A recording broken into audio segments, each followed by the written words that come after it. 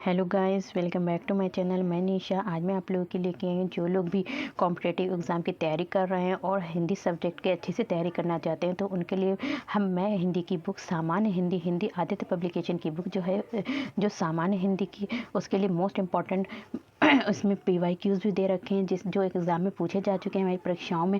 जैसे हमारी क्या है, UPP के लिए है, UPSI के लिए है, हमारे UPTGT PGT के लिए हिंदी दी गई है इसमें, और CTET UPTET और जो भी हमारे अदर परीक्षाएं हैं, जैसे कि हमारी कौन कौन सी हैं, जैसे कि LT ग्रेड है, और हमारा आ जाता है BEd है, LLB है, RRB है, और DSSB की जिस भी सब्जेक्ट के आप में, इन सभी कोर्सेज में जो भी हमारी हिंदी पूछी जाती है, उसके लिए मोस्ट इम्पॉर्टेंट ये बुक हमारे लिए मोस्ट इम्पॉर्टेंट है।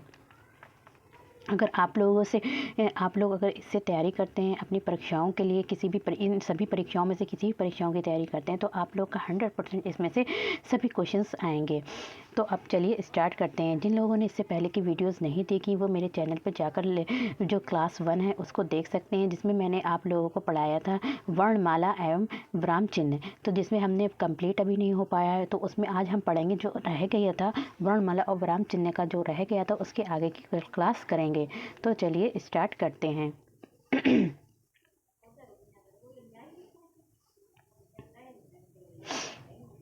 तो देखिए, कल तो हमने ये पढ़ लिया था। अगर हम ऐसे ही डायरेक्ट ऊपर से देखते हैं तो क्या था, हमने कल क्या पढ़ा था कि हमारी जो वर्णमाला है, एक दृष्टि में तो वर्णमाला क्या होती है, वर्णों की माला होती है, और कितने हमारे वर्ण होते हैं, 52 वर्ण होते हैं। इन 52 वर्ण को 2 भागों में डिवाइड किया गया है, स्वर और व्यंजन। और जो स्वर होते हैं वो हमारे 11 होते हैं, और जो व्यंजन होते हैं वो हमारे जो होते हैं, बाकी जो होते हैं वो हमारे कितने हैं व्यंजन।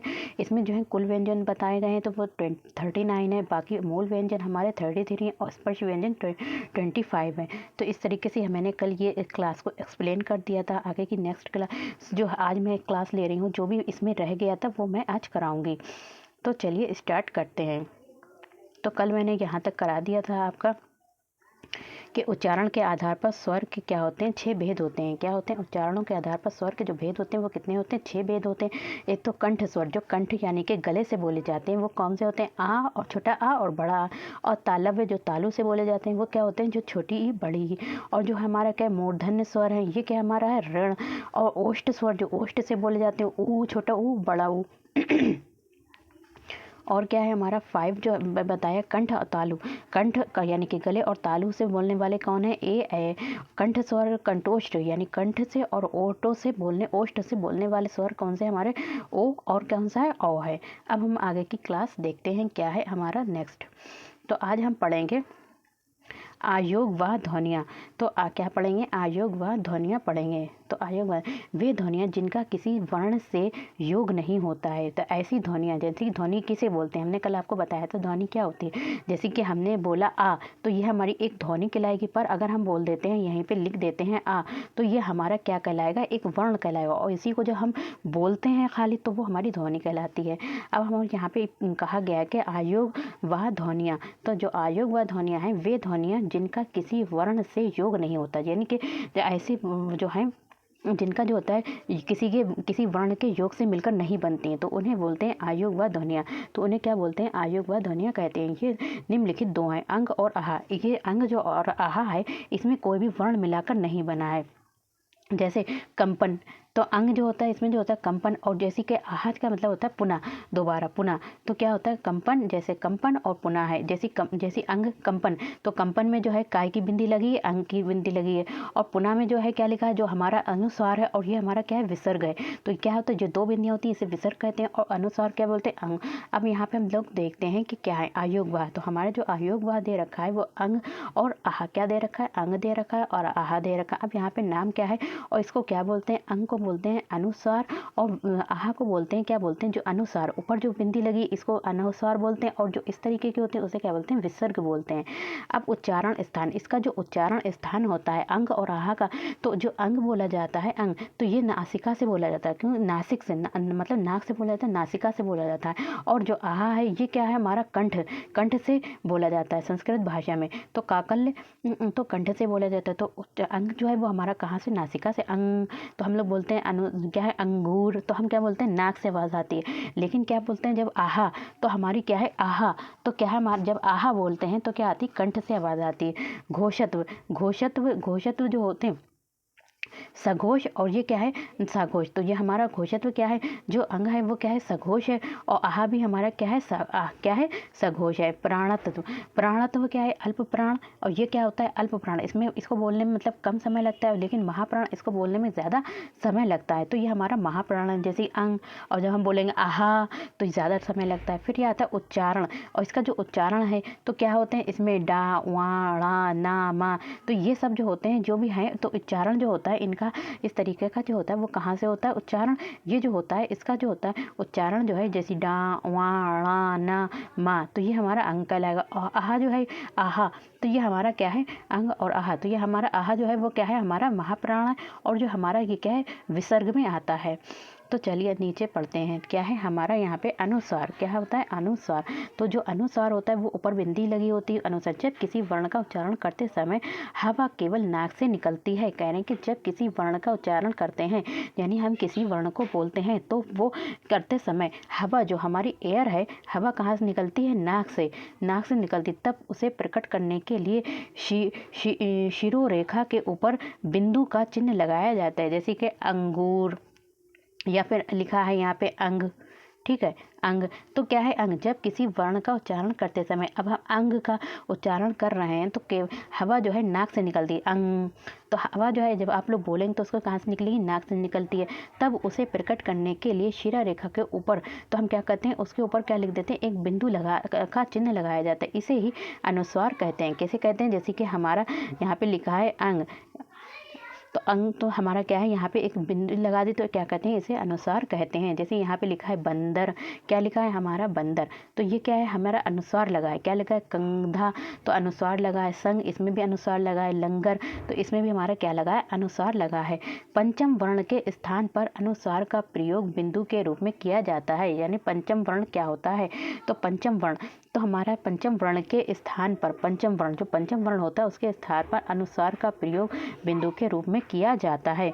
शब्द में अनुस्वार के बाद जो व्यंजन लगा है, अच्छा कह रहे हैं कि जो शब्द है, जैसे कि यहाँ पे लिखा है बंदर, तो शब्द में अनुस्वार के बाद जो व्यंजन लगा हो उसी वर्ण वर्ग के पंचम वर्ण को अनुस्वार के रूप में बोला या फिर लिखा जाता है। अब कह रहे हैं कि शब्द में अनुस्वार के बाद, अब जो है ये हमारा पास लिखा है बंदर, तो बंदर के बाद यानी कि अनुस्वार है, इसमें बंदर बा के ऊपर क्या लिखा अनुस्वार लगा के बाद जो व्यंजन लगा है, अब व्यंजन क्या लगा है दा, दा, तो क्या है दा जो है इसमें क्या है हमारा व्यंजन लगा, उसी वर्ण के पंचम यानी दा, तो उसी वर्ण के पंचम वर्ण को अनुस्वार के रूप में बोला जाता है। जैसे कि हमारा क्या है, जैसे का खा गा घा ड़ा, तो ड़ा जो है वो हमारा क्या है पंचम वर्ण है, क्या है हमारा पंचम वर्ण है। तो यही कह रहे हैं कि उसी वर्ग के पंचम वर्ण को, जैसे कि हमारा का हो गया, खा हो गया, गा हो गया, घा फिर आ जाता है घा, फिर ड़ा, तो ये हमारा पंचम वर्ण क्या है ड़ा हो गया। तो इसी तरीके कह रहे हैं कि शब्द में अनुस्वार के बाद जो व्यंजन लगाओ उसी वर्ग के, अब ता था दा धा, ऐसे ही क्या होता है ता था दा धा ना, तो बंदर, तो यहाँ पे क्या है ना आ जाएगा। तो अनुस्वार के बाद जो होता है पंचम वर्ण के को अनुस्वार के रूप में बोला या फिर लिखा जाता है। तो यहाँ पे क्या है बंदर, तो यहाँ पे ना था लिखा जाता है, क्योंकि यहाँ पे जो था क्या आ रहा है दा, तो ता था दा धा ना, तो ना आ रहा है, तो बंदर, तो यहीं पे हमारा क्या लगेगा बंदर लगेगा। कंघा, तो कंघा कंघा कंधा धा, ता था दा धा ना, इसमें भी आ जाएगा। संग, तो का खा गा घड़ा, तो क्या आ जाएगा हमारा संग ड़ा आ जाएगा। तो अब देखते हैं नीचे हमारा क्या आता है।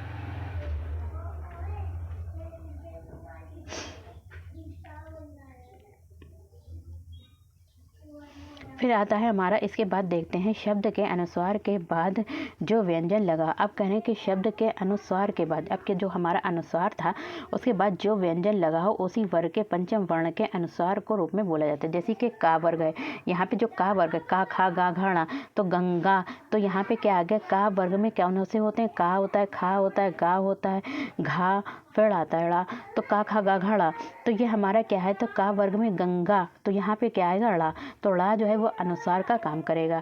फिर ता वर्ग में ता था दा धा ना, तो ये आ जाएगा ना, तो ना जो है वो अनुस्वार का आ जाएगा। पा वर्ग में इसी तरीके से जो हम पहले आपको बता चुके हैं ठीक इसी तरह। चा वर्ग में क्या होगा पंचम वर्ग क्या होगा ड़ा, और टा वर्ग में पंचम वर्ण में जो हो जाएगा वो आपका ड़ा हो जाएगा।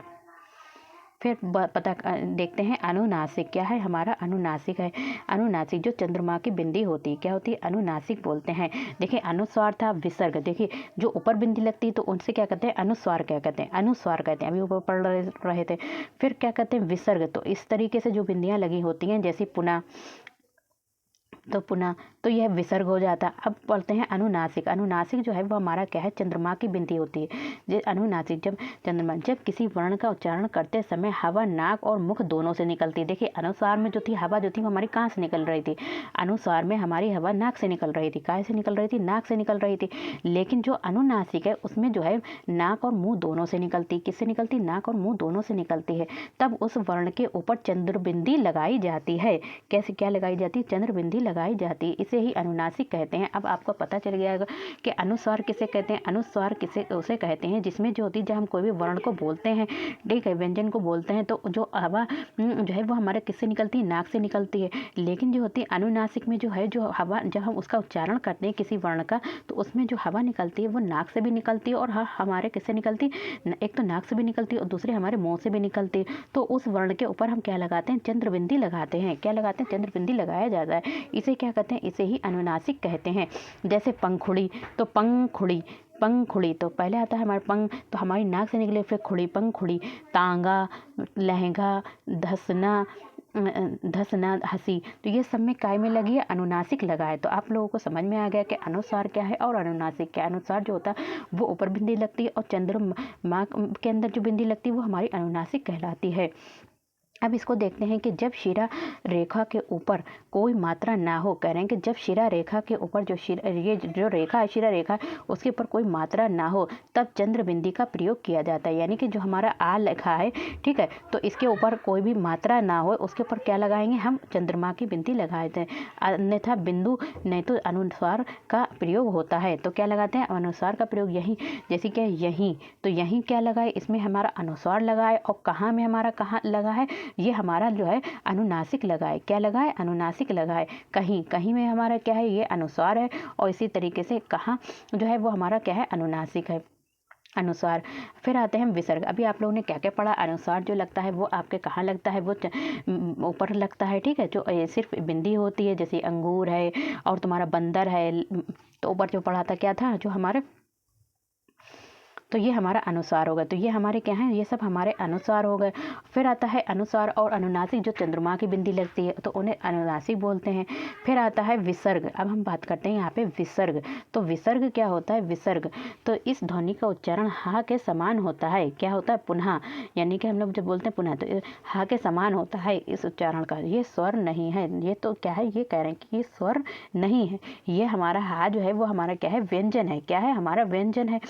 इसे आ के साथ जोड़कर आहा की तरह लिखा जाता है। तो इसे आ के साथ क्या जोड़कर जो हमारा विसर्ग है, इस जो हा है, ठीक है, विसर्ग का जो हा है और इसे जोड़कर आहा की तरह लिखा जाता है। इसका प्रयोग प्राय संस्कृत के तत्सम शब्दों में किया जाता है। और जो इस तरीके का प्रयोग जो है वो कहाँ किया जाता है, ज़्यादातर संस्कृत के तत्सम शब्दों में किया जाता है। प्रातः, जैसे कि हमारा क्या है, प्रातः, अतः और स्वतः, तो ये आदि क्या है, हमारे विसर्ग लगे हैं, ठीक है। और इसमें क्या है, इस ध्वनि का उच्चारण हा के समान होता है। जैसे प्रातः, तो क्या है, हा के समान है, लेकिन क्या करते हैं हम उसको आखिर में विसर्ग लगा देते हैं, जिससे हमारा क्या होता है, जो हमारे क्या कहाँ बोल जाता है, संस्कृत के तत्सम शब्दों में किया जाता है। किसका प्रयोग किया जाता है, जो विसर्ग का है। फिर आता है, हमें इसे भी ध्यान से पढ़ते हैं, देखते हैं इसमें क्या दे रखा है। तो क्या है, हिंदी वर्णमाला में उच्चारण के स्थान पर निम्न क्रम है। तो जो हिंदी वर्णमाला में जो प्रोनाउंसिएशन है, उच्चारण के स्थान के आधार पर निम्न क्रम है। तो जो हमारा छोटा आ और बड़ा आ बोला जाता है वो कहाँ से बोलते हैं, हम कंठ से बोलते हैं। देखिए अभी हमने इधर पढ़ा था आप लोगों का, जो हमने अभी स्टार्ट किया था, जो कंठ स्वर। तो कंठ स्वर जो है वो हमारे क्या हैं, तो छोटा आ और बड़ा आ जो कंठ से बोले जाते हैं। छोटी ई और बड़ी ई हमारी कहाँ से, तालव्य से बोली जाती है। छोटा ऊ बड़ा ऊ ओष्ठ से बोला जाता है। रण जो है मूर्धन्य से बोला जाता है। ए कंठ और तालु से, ओ और औ कंठ ओष्ठ से बोला जाता है। फिर हम देखते हैं कि हिंदी वर्णमाला में क्रम ये है। तो हिंदी वर्णमाला में वर्णों का क्रम, जो हिंदी वर्णमाला है आप लोगों को कल समझाई थी, उसमें वर्णों का क्रम ये है, सजातीय स्वर और विजातीय स्वर। सजातीय स्वर क्या होते हैं? जो सजातीय स्वर वो होते हैं जिनको हम इसमें के बारे में पढ़ा था। सजातीय स्वर छोटा आ, बड़ा आ, छोटी ई, बड़ी ई, छोटा ऊ, बड़ा ऊ। और विजातीय स्वर, और ये हमारे क्या है? विजातीय स्वर, ऋण, ए, ओ।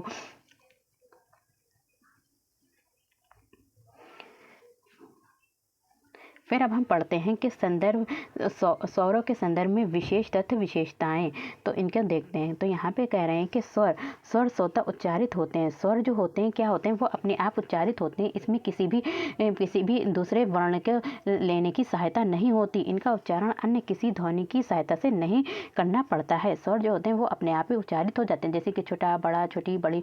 तो इनको बोलने के लिए किसी अन्य स्वर की कोई भी ज़रूरत नहीं होती, ना ही व्यंजन की होती है।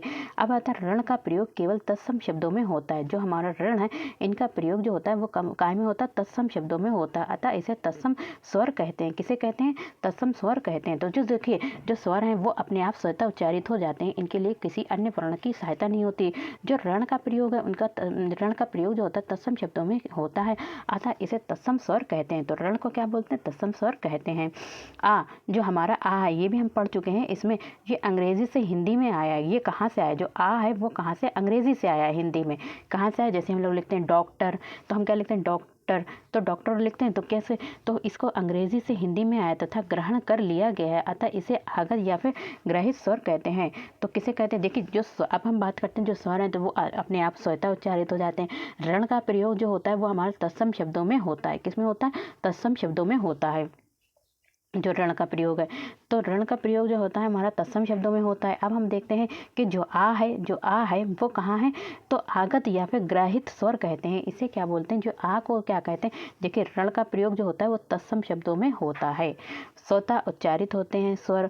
और फिर आक जो अंग्रेजी से हिंदी में आया है, इसको ग्रहण कर लिया जाता है और इसे ये आगत बोलते हैं या फिर ग्रहित स्वर कहते हैं।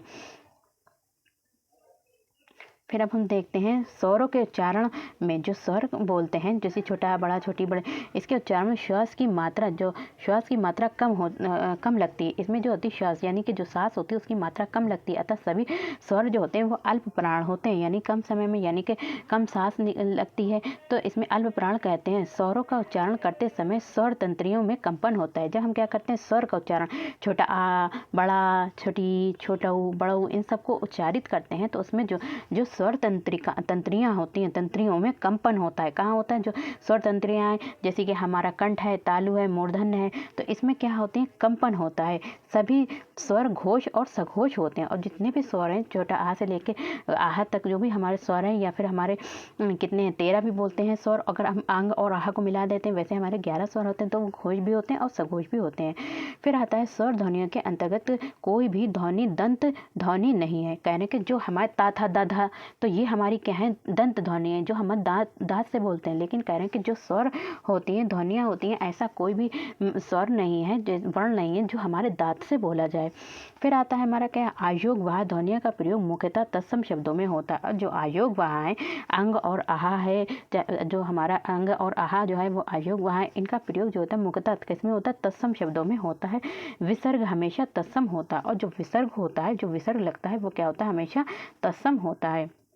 अब हम देखते हैं परीक्षा के तो ये सभी जो क्वेश्चंस पूछे गए हैं, किस तरीके का जो हमारे क्वेश्चंस आते हैं, तो ये सभी जो है हमारे किस किस परीक्षा में पूछे जाते हैं, इस तरीके के क्वेश्चंस जो पूछे जाते हैं। तो हमारे यूपीएससी है, एसएससी, वीडियो, पैट है, लेखपाल, यूपी टेट, सुपर टेट, इन सभी अगर आप लोग अच्छे से तैयारी करना चाहते हैं तो इस बुक से कर सकते हैं मेरे साथ। तो चलिए अब हम देखते हैं नेक्स्ट क्या देखते हैं? स्वर ध्वनियाँ, जो स्वर की ध्वनियाँ हैं। अब हम देखिए, अभी हम लोग ने इतना पढ़ा, अब हम लोग उसकी प्रैक्टिस करते हैं। तो अब हम यहाँ पे देखते हैं कि देखिए क्या है, मैं परीक्षाओं से संबंधित पूछे गए प्रश्न यहाँ पे भी पूछे जा चुके हैं इस तरीके के प्रश्न। तो हिंदी में ध्वनियाँ कितने प्रकार की होती हैं? देखिए, आप लोगों ने पढ़ा था कि ध्वनियाँ 2 प्रकार की होती हैं। एक तो आपकी स्वर होती हैं और दूसरी हमारी क्या होती हैं? व्यंजन होती हैं। क्या होती हैं? हिंदी में जो ध्वनियाँ होती हैं, ध्वनियाँ कह लीजिए या फिर यहाँ पे वर्ण कह रहे, तो ये कितने प्रकार के होते हैं? 2 प्रकार के होते हैं, स्वर होते हैं और व्यंजन होते हैं। दूसरा क्वेश्चन यहाँ पे है कि वर्णमाला में स्पर्श व्यंजनों की संख्या कितनी होती है? तो हम लोग ने इसको भी पढ़ चुके हैं अच्छे से डिटेल डिटेल में पढ़ चुके हैं कि वर्णमाला में स्पर्श व्यंजनों की संख्या जो होती है वो हमारी 25 होती है, जो हमारी का से लेके कहाँ से कहाँ तक होती है, माँ तक होती है। फिर आता है एक से अधिक वर्णों के मेल को क्या कहते हैं? एक से अधिक वर्णों के मेल को कहते हैं अक्षर। जैसे कि हमने लिखा छोटा आ से अनार, तो हमने क्या किया, यहाँ पे वर्णों का मेल किया और वर्णों के मेल को हम क्या बोलते हैं? अब इसको क्या बोलेंगे, पूरे को यहाँ पे तो क्या बोलते हैं? अक्षर। एक से अधिक वर्णों के मेल को हम क्या कहते हैं? अक्षर कहते हैं। तो हिंदी शब्द, फिर क्या आता है हमारा हिंदी वर्णमाला। हिंदी वर्णमाला में व्यंजनों की संख्या है, तो हिंदी वर्णमाला में व्यंजनों की संख्या कितनी है? 33 है। अब एक का से लेके माँ तक बताए थे जो हमारे स्पर्श व्यंजन, स्पर्श व्यंजनों की संख्या कितनी है? 25। अब आता है व्यंजनों की संख्या, तो व्यंजनों की संख्या कितनी है हमारी? 33 है। इसमें जो है हमारे का से लेके माँ तक भी आ जाएगा। फिर हम क्या बोलेंगे, इसमें जो है हम अंतस्थ व्यंजन यारा ला वा को जोड़ देंगे और उसमें जो है ऊष्म व्यंजन शाशा सासा हा को भी जोड़ देंगे, शाशा सा हा को भी जोड़ देंगे, जिससे हमारे कितने हो जाएंगे? 33 हो जाएंगे। फिर कह रहे हैं यहाँ पे भाषा की सार्थक लघुत्तम इकाई किसे माना जाता है? तो भाषा की सार्थक लघुत्तम इकाई, देखिए सार्थक वो होता है जिसका कोई ना कोई अर्थ होता है। जैसे कि अनार है तो उसका कोई ना कोई अर्थ है, तो सार्थक, भाषा की सार्थक लघुत्तम इकाई किसे कहते हैं? तो शब्द कहते हैं। और हर शब्द का अपना मतलब होता है और जिसका कोई मतलब नहीं होता वो कोई शब्द नहीं होता। फिर आता है हमारा लिपि। लिपि चिन्हों के क्रमबद्ध समूह को क्या कहते हैं? लिपि चिन्ह, यानी जो चिन्ह दे रखे का जो हमारा छोटा बड़ा छोटी बड़ी, तो इनको क्रम में लगाकर, जैसे कि हम ये नहीं है कि हम जो है कुछ भी बोल दें बीच, जैसे मा ना ता फा, तो इस तरीके से नहीं, लेकिन जो लिपि के चिन्ह हैं उनको क्रमबद्ध यानी कि क्रम में सीरियल वाइज लगाते हैं, तो उसको क्या कहते हैं? वर्णमाला कहते हैं। क्या कहते हैं? वर्णमाला कहते हैं। फिर आता है यहाँ पे हमारा क्वेश्चन है कि यहाँ पे जिनका उच्चारण स्वतंत्रता से होता है, देखिए आपको बताया था जिनका उच्चारण स्वतंत्रता से होता है, किसी भी वर्ण की कोई नीट नहीं होती है उसको बोलने में, तो उसे बोलते हैं स्वर बोलते हैं। हिंदी भाषा में हाथ स्वर की संख्या कितनी है?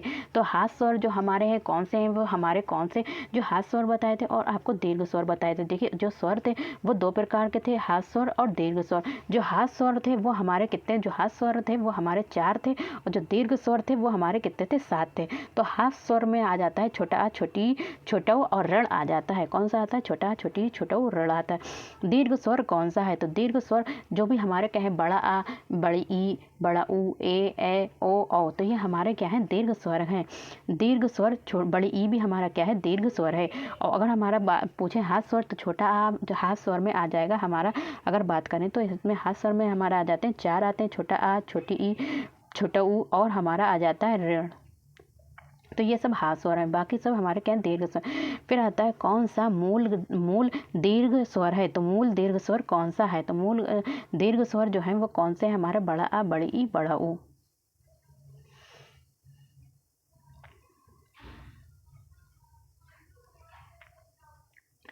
फिर हम लोग देखते हैं कि इसमें क्या है? अनुस्वार तत्सम व तत्भव दोनों हो सकता है। जो अनुस्वार था, जो अनुस्वार का किस तरीके का था? इस तरीके के जो हमने पढ़ा था अनुस्वार होता है, जो हम जैसे अंगूर लिखते हैं, बंदर लिखते हैं, तो वो क्या होता है? हमारा तत्सम और तद्भव दोनों हो सकता है।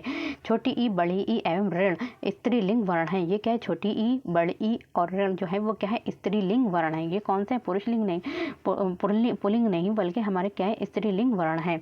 फिर बात करते हैं जो प्लुत स्वर बताया था आप लोगों को क्या होता है? जो प्लुत स्वर संस्कृत भाषा में होते हैं, हिंदी में नहीं होते हैं। तो प्लुत स्वर देखिए यहाँ पे क्या लिखा है? जो प्लुत स्वर हैं वो कहाँ होते हैं? संस्कृत भाषा में होते हैं, हिंदी में नहीं होते हैं, जबकि विविध परीक्षाओं में बार बार पूछे गया है। देखिए हिंदी आप पढ़ रहे हैं और लेकिन ये जो क्वेश्चन है वो हमारे संस्कृत भाषा का है, फिर भी लेकिन हिंदी में इसे पूछा जा चुका है। हिंदी में सामान्यतः प्लुत स्वर का प्रयोग नहीं होता है। करें कि हिंदी में सामान्यतः जो नॉर्मल तरीके से प्लुत स्वर का प्रयोग नहीं होता है। वैदिक भाषा एवं नाटक आदि का संवाद लिखते समय या फिर पूरा पुकारने के संदर्भ में प्रयोग होता है। जैसे कि हमने लिख दिया ओम, तो हमारा क्या है? वो इस तरीके से ओम, तो ओम जो है वो तरीके से जैसे हम पुकारें राम, तो ये जो होता है प्लुत स्वर होता है। प्लुत स्वर के उच्चारण में दीर्घ स्वर से भी अधिक समय लगता है। देखिए आपको बताया था कि जो स्वर लगता है वो दीर्घ स्वर तो प्लुत स्वर होते हैं और हमारे जो होते हैं प्लुत स्वर में कम समय लगता है, जबकि जो होता है हाथ स्वर में जो होता है कम समय लगता है। ठीक है, फिर उसके बाद आता है दीर्घ स्वर, तो दीर्घ स्वर में हाथ स्वर से ज़्यादा समय लगता है। और फिर आता है प्लुत स्वर, तो प्लुत स्वर में जो होता है फिर वो दीर्घ स्वर से भी ज़्यादा समय लगता है। जैसे आ, फिर हमने लिख दिया ये छोटा आ, जैसे कि हा स्वर छोटा आ हो गया, दीर्घ स्वर हो गया बड़ा आ। फिर हमने बोला ओम, तो ये हो गया हमारा क्या हो गया, प्लुत स्वर हो जाएगा। फिर हमारा आता है यहाँ पे मात्रा के आधार पर हिंदी में किसी भी स्वर के उच्चारण में हास का तिगना समय लगेगा। तो मात्रा के आधार पर अगर बात करते हैं तो हिंदी में किसी भी, तो मात्रा के आधार पर देखें, देखिए हास स्वर में सिंगल मात्रा है, ठीक है, एक मात्रा लगेगी, दीर्घ स्वर में 2 मात्राएं लगेंगे, और जो हास स्वर में हास स्वर की तरफ देखें तो इसमें तिगना समय लगता है, उसे पुलिस स्वर कहते हैं। जैसे कि यहाँ पे इसके लिए 3 क्या होता है, कोई चिन्ह, जिसका कोई चिन्ह नहीं होता, जैसे ओम, क्या लिखते हैं, ओ ओम। वैसे तो ओम ऐसे होगा, लेकिन हम क्या लगा देंगे, ओ, और फिर यहाँ पे 3 लिखेंगे, फिर लिख देंगे ओम। तो इस तरीके से हमारा ओम हो जाएगा। फिर अब देखते हैं नीचे, देखते हैं क्या कह रहे थे, किस स्वर के उच्चारण में दीर्घ स्वर से भी अधिक समय लगता है। तो ऐसा कौन सा स्वर है जिसमें जो होता है उसके दीर्घ स्वर से भी ज़्यादा समय लगता है, तो वो हमारा कौन सा कहलाता है, हमारा प्लुत स्वर कहलाता है। जीभ के भाग के आधार पर कौन से भेद को के अंतर्गत आते हैं। देखिए जीभ, अगर बात करते हैं जो भी हमारे स्वर हैं उनको 3 भागों में डिवाइड किया गया था, कि जो जीभ हमारी, कल हमने इससे पहले की क्लास में पढ़ा है कि जीभ का अग्र भाग है, ये मध्य भाग है, और पीछे का क्या है, पश्च भाग है। तो कौन सा अग्र स्वर होते हैं, मध्य स्वर छोटा, हमारा छोटा आ होता है, और जो हमारे अग्र स्वर छोटे, जैसे कि हमारे जो अग्र स्वर हैं वो हमारे कौन से होते हैं, तो वो हमें छोटी ई हो गया। तो ये जो होते हैं वो क्या होते हैं, हमारे अग्र स्वर होता है, छोटी ई, बड़ी ई, ऋण ए। तो ये हमारे क्या होते हैं, वो ये जो होते हैं वो हमारे अग्र स्वर होते हैं। मध्य स्वर जो होता है आ, तो हम ये मध्य से बोलते हैं, और पश्च स्वर जो हम पीछे से बोलते हैं। फिर आता है हमारा, देखते हैं यहाँ पे मध्य स्वर कैसे कहते हैं। तो आ, छोटा आ को हम क्या कहते हैं, मध्य स्वर कहते हैं। भाषा विज्ञान की दृष्टि से ऊ किस प्रकार का स्वर है। तो भाषा विज्ञान की दृष्टि से जो बड़ा ऊ है वो किस प्रकार का है, पश्च समृत स्वर है। क्या है, पश्च समृत ऊ। तो ये क्या है, पीछे से बोले जाए तो पश्च समृत है। अर्धविवृत स्वर क्या है, तो अर्धविवृत स्वर जो है हमारा क्या है, यहाँ पे बात करते हैं अब अर्धविवृत स्वर। तो अर्धविवृत स्वर जो होता है समृत स्थिति से कुछ अधिक खुला होता है, अर्थात मुंह आधे से कम खुलता है। इसमें क्या होता है, मुंह आधे से कम खुलता है। तो ये हमारा जो ए है, ए, तो हमारा ए क्या है, अर्धविवृत स्वर है। संयुक्त स्वर जो होते हैं वो क्या होते हैं, हमारे संयुक्त स्वर। तो 2 जो वर्णों के मेल से बनते, 2 स्वर के मेल से मिलता है, तो उन्हें क्या बोलते हैं, संयुक्त स्वर कहते हैं। ए ओ औ, तो ये 2 वर्णों के मेल से मिलकर बनते हैं। फिर आता है कंठ तालव स्वर कौन से हैं। जो कंठ और तालव स्वर हैं वो क्या, हमारा ए और ए है। कौन से शब्द में अनुनासिकता है, तो अनुनासिकता किस में है, तो काटीला में क्या है, संभालना, और इसमें भी अनुनासिकता है, और काटीला में भी क्या है, हमारी अनुनासिकता है। फिर आता है हमारा, किस वर्ण का उच्चारण स्थान कंठ तालु से होता है। कंठ और तालु से होता है, किससे होता है, कंठ से भी होता है और तालु से भी होता है। तो कौन है हमारा, कंठ और तालु से होता है, तो ए, कंठ तालु से होता है। कंठ तालव्य कौन सा है, ए के उच्चारण का नाम बताइए। तो ए का जो उच्चारण है उसका जो स्थान है, तो ए का जो उच्चारण स्थान होता है वो किससे होता है, हमारा कंठ तालव्य से होता है। किससे, कंठ और तालु से होता है। स्वर कौन से, ए का उच्चारण स्थान कौन सा है, ये भी कंठ तालव्य से है। मात्रा के आधार पर स्वर कितने प्रकार के होते हैं। अगर मात्रा के आधार पर देखें तो स्वर जो होते हैं वो 2 प्रकार के होते हैं। किसके आधार पर, मात्रा के आधार पर। मात्रा के आधार पर जो स्वर होते हैं वो हमारे कितने होते हैं, 2 होते हैं, हास स्वर और दीर्घ स्वर। कितने स्वर कितने होते हैं, जैसे प्लस स्वर संस्कृत भाषा में होते हैं, हिंदी में नहीं होते हैं, 2 होते हैं। फिर आता है हमारा वर्ण की तालिका के अनुसार हास स्वर, दीर्घ स्वर और प्लस स्वर क्या है। तो ये सभी क्या है, हास, दीर्घ और प्लस। तो ये क्या है, तो ये हमारे स्वर हैं। हास स्वर वो स्वर होते हैं जिसमें कम समय लगता है। फिर आता है हमारा दीर्घ स्वर, उसमें ज़्यादा समय लगता है, और प्लस स्वर उसमें उससे भी ज़्यादा समय लगता है। जिनकी ध्वनि केवल मुख से निकलती है, जिनकी ध्वनि जो होती है, अभी हमने बताया था, आपको पढ़ा था कि जो होते हैं जिनकी ध्वनि जो होती है सिर्फ मुँह से निकलती है, मुख से निकलती है, तो उन्हें निर्नुनासिक कहते हैं, निर्नुनासिक स्वर कहते हैं। किसे बोलते हैं, निर्नुनासिक स्वर कहते हैं। भाषा की सबसे छोटी इकाई क्या है, हमारा वर्ण है। भाषा की अगर सबसे छोटी इकाई की बात करें तो जो वर्ण है, जैसे कि आ है, का है, तो ये हमारी भाषा की सबसे छोटी इकाई है, जिसके हम कोई भी टुकड़े नहीं कर सकते। अब आ को थोड़ी तोड़ लेंगे, अब कभी कोई भी शब्द लिखा है तो उसको हम तोड़ सकते हैं, जैसे कि अनार है तो हम उसको ना, तो इस तरीके से उसको तोड़ सकते हैं, लेकिन क्या है हम जो वर्ण है उसको नहीं तोड़ सकते हैं। फिर हमारा आ जाता है हिंदी भाषा में कितने स्वर हैं। तो हिंदी भाषा में जो स्वर हैं वो हमारे 11 है, और अंग और आहा को छोड़कर। हिंदी भाषा में व्यंजन कितने हैं, तो व्यंजन हमारे 33 हैं, जिसमें हम का से लेके माँ तक 25 हो जाते हैं। फिर हमारे अंतस्थ व्यंजन और ऊष्म व्यंजन भी इसी में आ जाते हैं। फिर आता है हिंदी वर्णमाला में वर्ण हैं, अगर टोटल वर्ण पूछें कुल वर्ण तो वो हमारे कितने हैं, 52 हैं। व्यंजन और स्वर के संयुक्त रूप को कहते हैं अक्षर। जब हम अक्षर किसे कहते हैं, तो व्यंजन और स्वर के संयुक्त रूप को, जब व्यंजन और स्वर को मिला देते हैं तो हमारा क्या बन जाता है, एक अक्षर बन जाता है। वर्णमाला किसे कहेंगे, तो क्या है, वर्णों के व्यवस्थित समूह को क्या कहते हैं, वर्णमाला कहते हैं। वर्णों के व्यवस्थित समूह को क्या कहा जाता है, वर्णमाला कहा जाता है। चलिए नेक्स्ट हम पढ़ते हैं कि आगे। तो हमने अभी इसे में पढ़ा था कि प्लुस स्वर कौन सा है, तो प्लुस स्वर कौन सा है, ओम। तो आप तो खुद समझ जाएंगे, जिसमें जो होता है हाथ स्वर, देखिए हाथ स्वर में कम समय लगता है, दीर्घ स्वर में उससे ज़्यादा समय लगता है, और प्लुस स्वर में सबसे ज़्यादा समय लगता है, तिगुना लगता है। कौन सा स्वर संवृत है, तो संवृत स्वर क्या होता है, संवृत स्वर, तो संवृत स्वर क्या जो है हमारा ई है। क्या है, संवृत स्वर जो है वो हमारा ई है। जिन लोगों ने इससे पहले की वीडियो नहीं देखी वो मेरे चैनल पर जाकर देख सकते हैं, उसमें मैंने संवृत स्वर, अर्ध संवृत स्वर को अच्छे से पढ़ाया है। तो फिर हम देखते हैं कि स्वरों के उच्चारण में लगने वाले समय को क्या कहते हैं। स्वरों के उच्चारण में, जो स्वर का उच्चारण करते हैं उसमें जो समय लगता है, ठीक है, तो उसे कहते हैं मात्रा। मात्रा में समय लगता है। स्वर किसका भेद है, तो जो स्वर है, जो हमारे स्वर है, तो जो वर्ण थे वो 2 प्रकार के थे, तो स्वर थे और व्यंजन थे, और जो स्वर है वो किसका भेद है, वो हमारे वर्ण का ही भेद है। फिर मात्रा स्वर को क्या कहते हैं, जो मात्रा के स्वर को क्या कहते हैं, समरूप या फिर ग्रैफीम कहते हैं, ग्रैफीम कहते हैं। ओ और औ किस प्रकार के वर्ण हैं, ओ और औ किस प्रकार के हैं, कंठ ओष्ठ, यानी कि हम कंठ यानी कि गले से और ओठों से बोलते हैं, तो इसे बोलते हैं ओ और औ किस प्रकार के वर्ण, हमारे कंठोष्ठ वर्ण हैं। स्वर ध्वनि के प्रकार क्या है, स्वर ध्वनि, जो स्वर की ध्वनियाँ हैं वो कौन कौन सी होती हैं, हमारी हाथ स्वर, दीर्घ स्वर, और हमारी होती है प्लुस स्वर। हिंदी की अग्र आवृत्ताकार संवृत स्वर ध्वनियाँ हैं। तो हिंदी की जो अग्र से बोलते हैं, जब आगे की जीभ से आगे के से हिस्से से बोलते हैं तो वो बोलते हैं अग्र। तो उसे छोटी ई जो है वो हमारी क्या है, अग्र है, आवृत्ताकार है, संवृत है, जिसमें मुंह जो होता है बिल्कुल जो होता है ज़्यादा खुलता नहीं है। वर्णों के समुदाय को क्या कहते हैं, जब हमारे वर्णों का समुदाय होगा, सभी वर्ण एक साथ होंगे तो उसे बोलते हैं वर्णमाला। हिंदी में कुल व्यंजन, देखिए बार बार इसी को रिपीट किया जा रहा है ताकि आप लोग अच्छे से तैयारी हो जाए। तो हिंदी भाषा में कुल व्यंजन है तो कितने हैं, आपको बताया था। कुल व्यंजन की बात आ जाती है तो आपके आ जाते हैं 33 कुल व्यंजन। अगर कुल व्यंजनों की बात हो जाती है तो हमारे कितने आएंगे, 33 आ जाएंगे।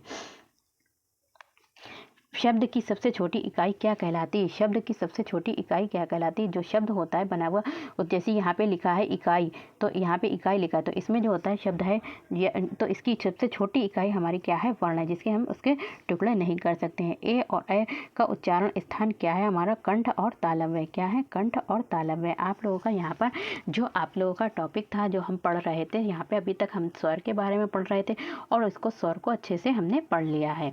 अब हम आप लोगों की जो क्लास होगी, जो नेक्स्ट क्लास लेकर आएंगे उसमें हम पढ़ेंगे व्यंजन ध्वनियाँ। क्या पढ़ेंगे, व्यंजन ध्वनियाँ के बारे में पढ़ेंगे। तो वीडियो पसंद है तो like share subscribe my channel. और वीडियो जिन लोगों ने इससे पहले की वीडियो नहीं देखी वो मेरे चैनल पर देख सकते हैं। जो लोग भी अपने CTET, UP टेट और सुपर टेट की तैयारी कर रहे हैं तो वो भी अच्छे से अपनी तैयारी कर सकते हैं मेरे चैनल पर। आप लोगों के जो भी CTET का एग्ज़ाम होने जा रहा है 7 जुलाई को, उसके लिए सभी CTP, EVS, मैथ्स सभी की क्लासेस चल रही हैं। आप लोग अच्छे से तैयारी कर सकते हैं और जल्द ही इस पे पेडागोजी और भी एग्ज़ाम की, कॉम्पिटिटिव एग्ज़ाम की तैयारी कराई जाएगी। Thank you, have a nice day. Next video में मिलते हैं।